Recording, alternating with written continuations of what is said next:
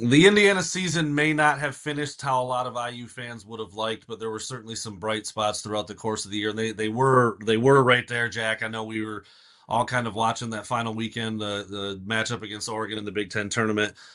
Maybe winning you're in, they lose and they're not. That can be debated. But one thing that will not be debated is Anthony Leal's impact on the program while he was there, fifth year senior guy, so all of Mike Woodson's tenure. Um, we just got done talking about Trey Galloway, another kind of a glue guy. Got to have dudes like this on your team. What were the thoughts for him coming into the season as a veteran and as a leader?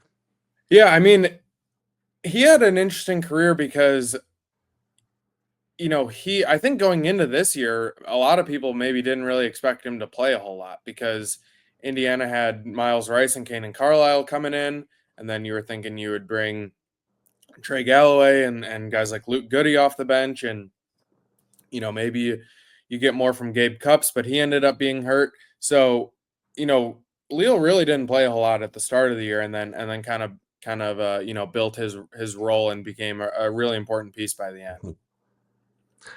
Is that is that what you thought? I mean, like you just said, you didn't think he was going to play. Did people think that there was even the potential for him? Like, how big of a surprise is it that he turned into the player that he did? Yeah, I mean, I think it's a surprise that he ended up being a guy that was playing 30, 35 minutes by the end of the year. The type of player, maybe not. I mean, he was an Indiana Mr. Basketball, coming out of high school, Bloomington South, local kid. And I think everyone was like, oh, he's that 3-point shooter that Archie Miller's teams, need. And he never really turned into that. Um, but what he did turn into was a really important piece for Indiana's defense. I thought he had a case to make the Big Ten All Defensive team by the end of the year, but he was probably a victim of just not playing enough at the start of the season to make like the full season case.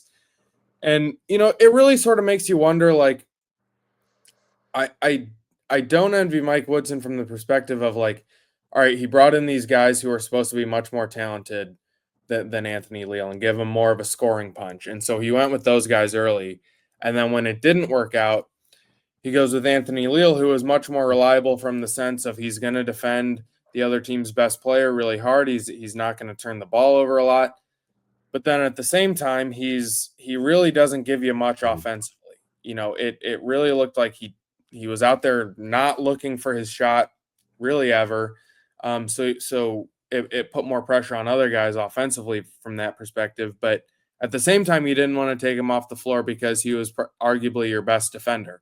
So I thought it was a really tough balancing act from that perspective. And by the end of the season, Woodson was just like, well, I'm just going to go with what I know I'm going to get, even though I know that there are maybe deficiencies with this, because he's not a great offensive player.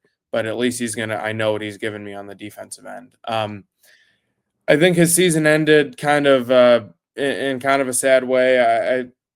He missed the front end of one of two 1-and-1s against Oregon, kind of in a critical spot of the game, which was kind of a tough way for his fifth year senior season to go out. And certainly he wanted to, him and Galler, I guess the two guys that I do feel bad for a little bit with the way their season ended. But you could also say that had they made just a couple more plays in some of those other close games, that'd be a different story. So I don't know if the recency bias will factor in here, but what grade do you then give Anthony Leal for his fifth and final season?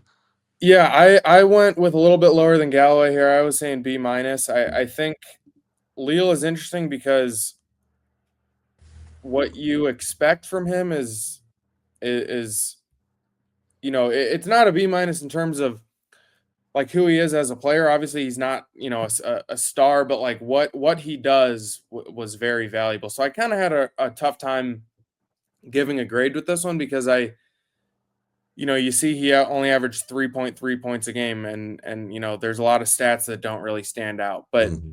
I think his leadership and defense and experience was valuable to this team, though he never really kind of panned out offensively. Probably have to factor in that he was brought to be a shooter and a scorer, and if that never really happened, like you got to get dinged for that a little bit, right? I mean, If you're doing this objectively and fairly, Jack, I think that's fine. Do you think Yeah. Indiana fans will be okay with you giving out a B minus for Anthony Leal? Well, some will probably be upset because he was like the fan favorite. Like, Right.